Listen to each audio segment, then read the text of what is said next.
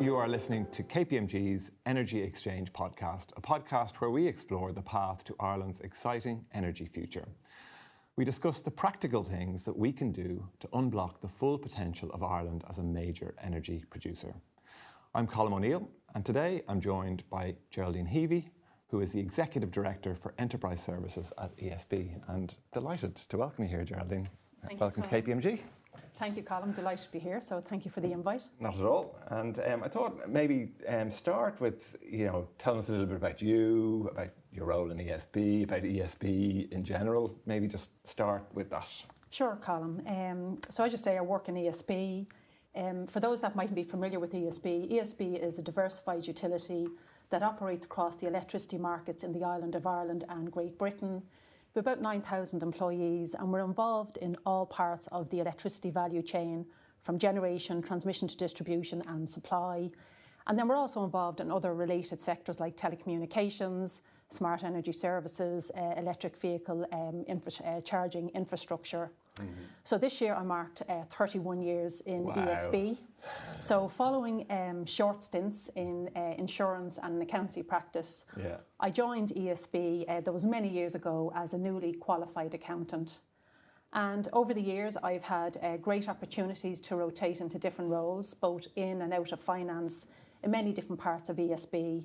And every single one of those roles was a super opportunity to meet new people, to learn about different parts of ESB, and always, a great opportunity for personal growth. Yeah. As you said there in your introduction, my current role, I'm the Executive Director of Enterprise Services. I've been in that role since 2018, and obviously very happy to talk a bit more about Enterprise Services later on. Yeah. A bit about me, I'm from Dublin. I'm married to Maris from Cavan, and we have 3 children ranging from ages 12 to 18. In fact, my daughter only turned 12 earlier this week. Ah, very good. In terms of my own interests, I will say I'm really passionate about health and well-being. In fact, I chair ESB's Health and Wellbeing Sponsorship Group. So in my own time, I really love listening to health and wellbeing podcasts while I'm out walking my dog Odie, and I also love to run. So much in there, Geraldine. If I maybe just look at ESB as the scale of what ESB does, and your 31-year career, you could have 5 or 6 careers in ESB with the breadth of what the organisation does. I don't know if you've, in terms of the businesses that you've worked in there, have you kind of transitioned across lots of different businesses, or how has that gone? Yeah, I've had, as I say, 31 years I know is a long time. I'm going to say it doesn't feel that long, and I think that's because ESB is such a big and diverse organisation. Every move was almost like start a new job, a new role, and as I say, always great opportunity for growth. So I have worked in several of the business units, from generation and trading to being involved in what was a former version of Enterprise Services. I was involved in Electric Ireland, which is now part of the Customer Solutions business unit, and I've had several roles in group. And as I say, mainly in finance and commercial roles, but as I say, not always as part of the finance stream. Yeah. So super opportunities along the way, and super opportunity for learning. Yeah, brilliant. And kids, and we were talking earlier, we both have kids off to Electric Picnic later on this weekend. Yeah, well, my son tells me he's there to actually work, so we'll see how that pans out. That works. And I'm going to come back and ask at the end. I'm always looking for podcasts to listen to, so I'm going to look for your recommendation for those well-being podcasts when we get to the end. But we might start with ESB in general, and I'll read you a quote here, which was from the Minister Eamon Ryan, where he said ESB is at the forefront of Ireland's transition to a low-carbon energy future. So, clearly central to the country's plans. And I know you have set out an ambitious plan to get to NetZero by 2040. Can you maybe talk us through how ESB are approaching that challenge? Sure, Colm. As you know, this is really a critical decade for us tackling climate change. And I'd say very much in line with the quote you've shared there, ESB has a really strong leadership role to play in that. That's very much the essence of ESB's strategy, driven to make a difference, net zero by 2040. And that strategy that ESB has, that we're very actively working on, is very much anchored in ESB's purpose, which is about delivering a brighter future. And maybe it's a side issue, but I will share with you, after all these years, I have this real sense still of, of pride and privilege to be working for a company that is all about societal, economic and environmental well-being. And like, to me, that's the essence of ESB's net zero strategy. It's the essence of ESB's purpose. And I remember someone shared with me some time ago, it was an old ad that ESB had in the late 1920s. So it wasn't far after ESB was established. And when you think about it, it's almost 100 years ago now. And the tagline of that ESB ad at the time was to lighten human burdens and brighten human lives. And I remember when that was shared with me, how it really struck me, and it really resonated for me, that how ESB's purpose, making a difference, delivering a brighter future, is such an integral part of ESB's DNA and ESB's values.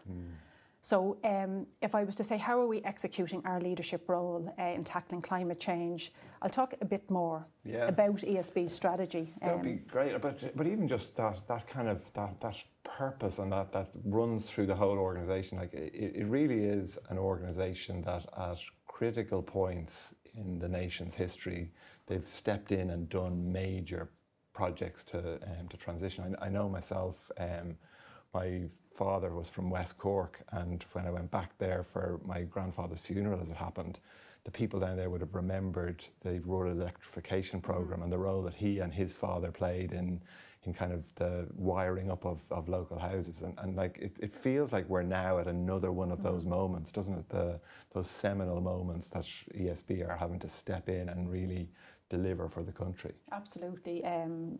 Given the challenge that tackling climate change is, and like that sense of purpose, and chatting to new joiners to the organisation, and ESB has actively been recruiting over the last number of years. Very, very quickly people get that, it's almost palpable, that sense of purpose, and people very much appreciating and connecting with ESB's values, which is really super in the context of what we're setting out to achieve for ourselves, which very much, as I say, I'm very happy to talk about the components of our strategy. And maybe if we go through that, like you've set out that 2040 strategy, but big statement. It's kind of what are the things that you're doing underneath that to make that a reality? So loads happening. Significant progress already made, but I'd say also a lot more to do. So ESB's strategy is made up of 3 strategic objectives. So these objectives are, what we are doing and what we're going to continue to do to achieve net zero. The first of those strategic objectives is all about decarbonising electricity. So that is developing and connecting renewables to achieve net zero. And we do have a very ambitious target to achieve, to grow our renewables portfolio from 1 gigawatt today to 5 gigawatts by 2030 and more beyond. So over a 5-fold increase. The second of those strategic objectives is around resilient infrastructure.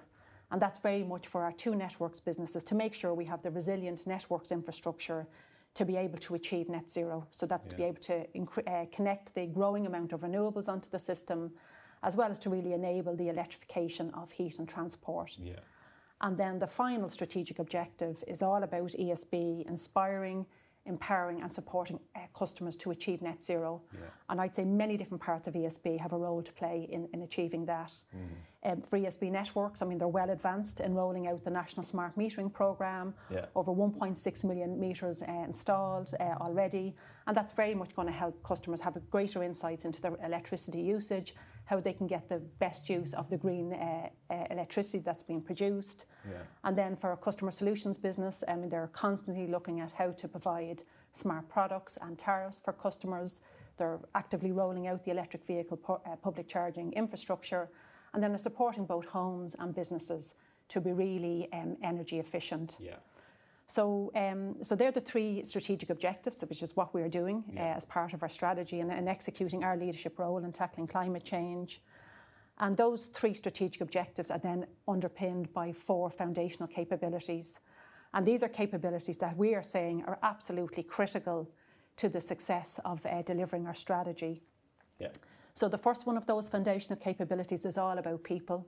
As I say, over 9,000 people, and work with a wide ecosystem and many partners, including the KPMG team. And our ESB people strategy is all about making sure we have the capability in place to deliver our strategy, but very much anchored to, and maybe to what I was saying earlier, very much anchored in ESB's strong values and having an inclusive culture. Yeah. The second one of those foundational capabilities is about being digital and data driven. So my part of the organisation, Enterprise Services, has a really strong leadership role to play in achieving this. Yeah. And this is about all parts of ESB leveraging digital and data to really deliver brilliant people and customer experiences and to really create and enable, smart infrastructure and products. The third of those 4 foundational capabilities is all about ESB maintaining financial strength. And I would say that is almost the backbone of delivering our strategy. Everything. Maybe it's the accountant in me, but knowing there's such extensive capital investment to be undertaken to deliver net zero. Yeah. And if you look at last year, in 2023, ESB's capital investment was in excess of 1.7 billion euros. And it is going to sustain at those high levels, as we look forward. Yeah. And then the final one of those 4 foundational capabilities is all about ESB's continuing to step forward on sustainability and being socially responsible. So I'd probably sum up ESB's strategy and then the execution of our leadership role as something that I would say is very ambitious, is very challenging to deliver. Yeah. But I'd also say a really exciting growth strategy and really fantastic to be part of ESB's journey to net zero. Yeah. And in fairness, when you hear anyone from ESB, and Paddy is relentlessly consistent in his positivity around your ability to get there, but at the same time realistic about the scale of the challenge that you're meeting in that regard. Yeah, and we can take confidence in the fact that we have that track record. And huge progress has been already made, notwithstanding the fact, of course, there's a lot more that we and others, because it's not something we'll do on our own, need to achieve. Yeah, and it's kind of like there'll be elements of what you've described there that people will be very familiar with. There'll be, the renewable generation, the wind farms, both on and offshore, and solar panels, and then the transformation of the network. People would see the yellow vans from ESB out around the country, building new infrastructure or repairing infrastructure that's maybe had some problems, and even that role that they would hear the adverts, trying to help people, manage their consumption, and that role. They're probably the very obvious public roles. But the reason I thought it was really interesting to chat to you, Geraldine, is the team that you run don't physically do any of those tasks, but play a really, really important role in ESB and play a really important role in that energy transition. So can you maybe tell us about your enterprise services organisation and maybe the different components and what they do? Sure, I'd be delighted to, Colm. So enterprise services is centres of excellence that provide a wide range of services and processes across ESB Group. And I'd say they are services and processes that are absolutely critical to the operation of ESB, to the performance of ESB, and absolutely critical to strategy delivery. They're really wide-ranging activities, from facilities management to procurement, people operations, finance operations, all things to do with IT, digital, operational excellence, requisition to pay, and that's just to name a few. Yeah. And in executing our role, we do it in really close partnership and collaboration with the other business units. Yeah. Just given the depth and breadth of what we do, and as I say, I've named some of the functions there, while obviously in compliance with the relevant regulatory obligations, I often say to the enterprise services team, there's nothing that happens in ESB that enterprise services isn't involved in. And I say that because I believe it's true. And our purpose is really to enable the delivery of ESB's net zero strategy by leading, advising and delivering in the many different areas of expertise that we have within enterprise services. Yeah. Maybe to drill a little bit more into those, so that includes the provision of advice and services in, professional services type areas, like procurement, like pensions and insurance, like finance, like operational excellence. We are responsible for the provision of all IT and digital services and delivery right across ESB Group, which is absolutely critical, and I'd say even more so in these times of technological change And as part of that, we have a lead role from a cybersecurity perspective within ESB Group. Yeah. Our procurement team are responsible for leading out on multi-million euro procurement processes, and they support each of the businesses to manage, supply chain challenges that we know exist today. And they also have a lead role in terms of ensuring ESB engages in sustainable procurement. Yeah. Enterprise Services is also responsible for making sure every employee in ESB comes into a safe and sustainable workplace environment through the provision of facilities management services. And maybe the last area I'll call out is the lead role we have in the delivery of ESB's people strategy and making sure that ESB has the capability to deliver NetZero. And we achieve that through the talent acquisition and the learning and development activities that are led out from our people operations team. Yeah. So Enterprise Services, we're a very significant business in our own right. Yeah. Some people might refer to the glue of the organisation. I tend to refer to it as at the heart, and the heart of the organisation. Very much people business, a team of close to 1,000 people. Yeah. So people are our key asset, absolutely critical in our success. And it's interesting that how you describe there, because it's, you obviously run, the kind of the machine that needs to run to run the business, but at the same time you're also you're developing new capabilities that the business will need to be the business it needs to be in the future, and you're also that bit about advising as well, like that you're the kind of the trusted advisor of your business units on a range of areas. And how do you manage that kind of the breadth of that role in the context of ESB? I suppose a key thing is the organisation structure we have in place and making sure I have a super team and they have super teams as well, and really making sure that we have the right ways of working, the right approach, and I suppose the clear priority, so that we are getting the balance right between both the strategic and the operational. Yeah. Just given the level of demands that are placed on people within Enterprise Services, understandably the operational stuff could at times overwhelm people, but it's making sure that we have the right capacity, the right priorities and the right ways of working, so that we can really get that balance right between that strategic, that operational, and then also execute that leadership role as well as that delivery role. Yeah, so it is. It's quite maintaining that balance is so important, isn't it? Because sometimes you could get dragged very much in the direction of kind of advice and exciting about the future, but you can never forget about the fact that things need to run today and need to be stable and so on. And if you look out through the business and the support role that your team plays, is there any specific, if there was somebody who wasn't familiar with the ESB organisation but would interact with ESB or would see ESB's activities on the ground, is there anything that you could point to say that, listen, as you say, everything that we do, we're involved, the team's involved in? Can you track one of those back through? Well, maybe some high-level examples that would be coming to mind. I would say for every wind farm that ESB invests in, every solar panel that ESB invests in, every battery that ESB invests in, the start of that was a procurement process, and it's the Enterprise Services procurement team that would have been responsible for that. When our customers log on to portals and apps that we have online, whether it's provided from the Electric Ireland business or whether it's from the ESB Networks business, the IT and digital teams within Enterprise Services would have been responsible for the delivery of those solutions, working in partnership with the businesses. Obviously, our people operations team are responsible for making sure that every employee in ESB gets paid. That's important. That's important. And as I say, so many processes that all our suppliers get paid on time. So many processes that are absolutely critical to the running of a large business. Enterprise Services is responsible for delivering them for ESB. Yeah, brilliant.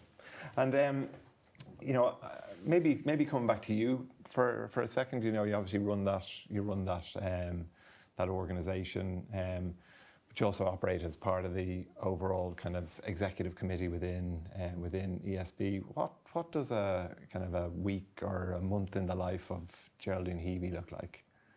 Well, I'd say depending on what's going on, it can be very different from one week to the next. Yeah.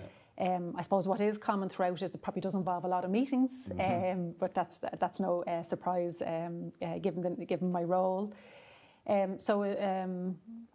What's a week like? What's a month like? Well, it involves a lot of engagement and collaborative working with my own team in terms of making sure we deliver on our priorities for ESB Group.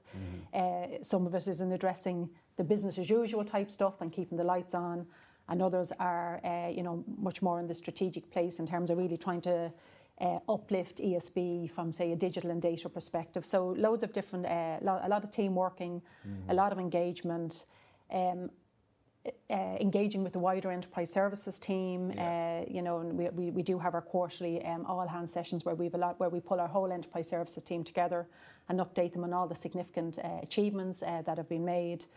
And then quite regularly there's meetings of the executive committee, so sitting around Paddy's table with my executive committee colleagues. So not that long ago, we had a series of sessions where we would have did, I suppose, a review and refresh of ESB's strategy. Yeah. So that was super because, and the role that I'm in, I get involved in every part of ESB Group, not just enterprise services, and get to contribute and influence ESB strategy. Yeah. So as I said earlier, part of one of your earlier questions, I have that really strong sense of, I suppose, privilege and pride, and it's never something I would take for granted. Yeah, that you get to see that overall and get to shape that strategy for how you go about achieving that challenge. Now the focus of this podcast series is women in energy, and you can see, albeit lots of progress been made in that area, there's still a predominance of men in the industry, and missing half of the potential workforce that we need to meet this incredible challenge seems remiss of the industry. So I'm keen to understand. I know ESB have been quite progressive in that regard, so keen to understand what ESB are doing to encourage women into the industry, and then get your views as well on what we need to do to address that challenge. Sure, Colm, and maybe just to start off, I think it'd be worth calling out that within ESB, diversity, equity and inclusion, we are very clear that's something that's not just a nice to have, and we really see it as a strategic imperative, and we know it's something that we need to wholeheartedly embrace and be very intentional about in the context of, fostering greater innovation across the group, really key to our success, and I would say absolutely key to delivering ESB's NetZero strategy. So business imperative. Absolutely, and as we know, there's many different forms of diversity, diversity of thought, experiences, identity, and we are already. We want to, but we need to continue to lean in and embrace all forms of diversity. And if I was to say specific to gender diversity, I would say ESB has made good progress. We are absolutely going in the right direction, but I'd say, like many organisations, there's a lot more we need to do. So currently females make up 27% of the total ESB workforce. And we have set a target for that to be at 30% by the end of next year, and obviously build from there. Yeah. In terms of, and I do agree with you, we do need to be attracting more women into our sector. So what do I think we need to do? Well, within ESB, I think we need to continue with the great initiatives we have in place and really build on those. Yeah. And if I was to give you a flavour of some of those things that we have in place, so ESB is involved in CWIT, which is Connecting Women in Technology. And as part of CWIT, we have participated in their STEM teacher internship programs and in their Teen Turn programs, which is very much focused at transition year students. And that gives people the opportunity for first-hand experience to work in STEM roles within ESB. Other initiatives we have in place, so one I'm a sponsor of, it's ESB's, and it has won awards. It's ESB's Managing Successful Parenting Transition Programs, which I often say is quite a mouthful. But it is a program that's available to all parents in ESB to support them along the various stages of the parenting journey. And I suppose as a mother of 3 myself, I really absolutely can identify and really appreciate the value of such a programme, and really helping people, I suppose, manage the responsibility they have outside of work while continuing to progress their career. Yeah, and it's been one of the things actually from COVID that's a benefit, if I dare mention the term COVID, but a benefit of that time is, I think, the workplace has kind of become more familiar with people's home circumstances and more maybe a little more sensitive to some of those demands that people have to deal with. Yeah, completely. And I'd say, like many other organisations, based on our experience during the pandemic, ESB has very much embraced what we call smart working in ESB. So we have hybrid working in place, where there's days that people are in the office for the in-person connection, but also virtual working. And I know it's a very important part of ESB's employee value proposition. We know it's really valued by employees, and I'd say particularly for women that are working in the organisation.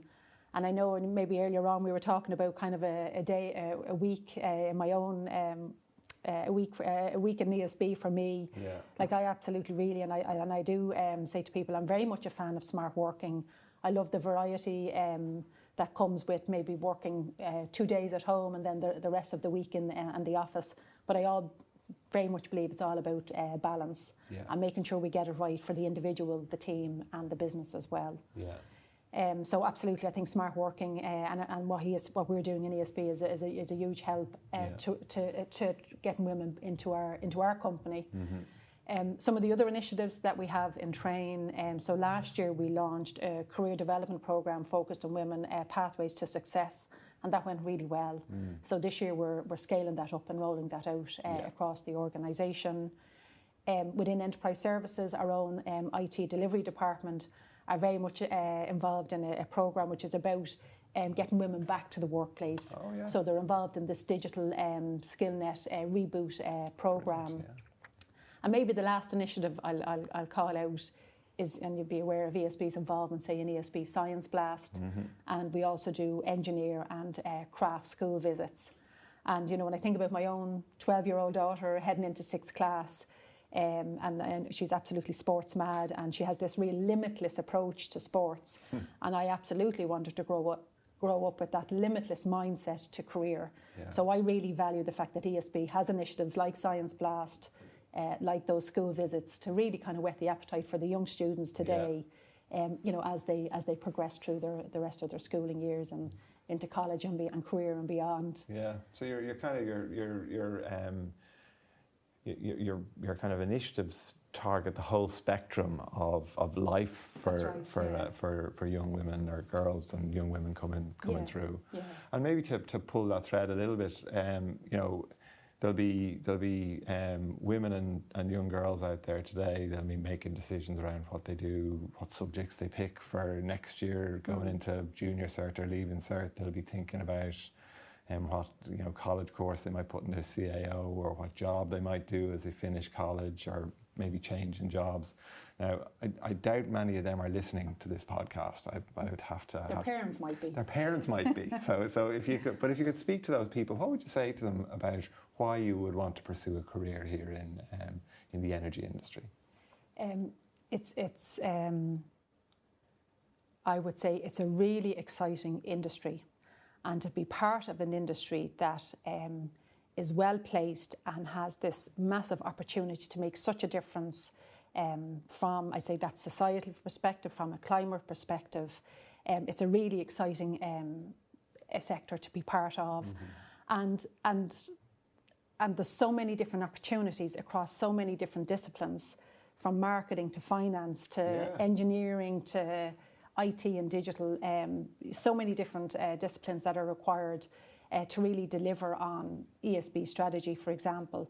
So I think that in that context, I'd be really encouraging people to consider it.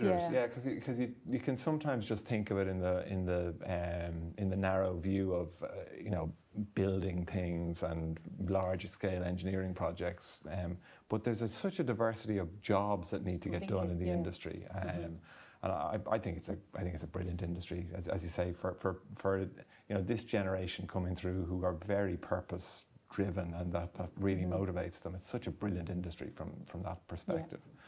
Yeah. If I could maybe ask you, the NetZero for 2040, big ambition for ESB and the role that you play in it. If you could wave a magic wand and fix one or two things or change one or two things, what would they be? What would they be? Well, what I'd say is it's a massive opportunity, and equally a massive challenge. And I just think the pace and the pace and scale is significant, and there's so many different challenges. If you look at what's happening around the world, geopolitical, macroeconomic, supply chain, so many different challenges. So maybe the one I would call out, as a challenge, is just the fact that the pace and the scale of change is so significant, and there's so much going on. So there is something about us not getting distracted and really staying the course. So there's so many different things that we need to tackle and need to solve for. Yeah. If I was just to maybe narrow in on one particular area, and with that magic wand, I'm maybe particularly mindful of enterprise services and the role that we are playing in leading out on ESB being digital and data driven. Yeah. I often say when we're engaging across the organisation on this topic, it's not just about the technology. It's very much about hearts and minds. It's about all of us leaning in, embracing new ways of working, and being open to learning. And so maybe the magic wand would be the achievement of that in a flick of a switch, because it is something that takes constant engaging with people. Yeah, because the technology isn't easy. It's clearly difficult, and lots of innovation and creativity to develop it. But it's creating that mindset to work in different ways is what really unlocks that potential. Yeah. And before I let you go, we've got to come back to the wellbeing podcasts and recommendations. Geraldine, any recommendations for people who might be listening? Well, what I'd say is I'm going to use that word limitless again, because there are so many podcasts out there in this space, and I might listen to one and it might lead to another or whatever. Yeah. So one I will call out is because he's had some good guests that then might lead me on to another stuff. Yeah. Is a podcast by Dr. Rangan Chatterjee. Oh, okay. And Live Better, Feel Better, Live More. And a lot of good guests, and I've recommended to a lot of my friends, or I'm chatting to people about this space. So if you'd like to check him out. Yeah, I've never heard of that one, so I'm gonna give that one a listen. And I love those ones, as you say, that you listen to the podcast, but it then prompts you to go and follow a thread that leads you down a track, which is great. Listen, Geraldine, thank you so much for joining us here today. You've been listening to KPMG's Energy Exchange podcast, where we discuss the practical things that we can do to unlock the full potential of Ireland as a major energy producer. Thank you.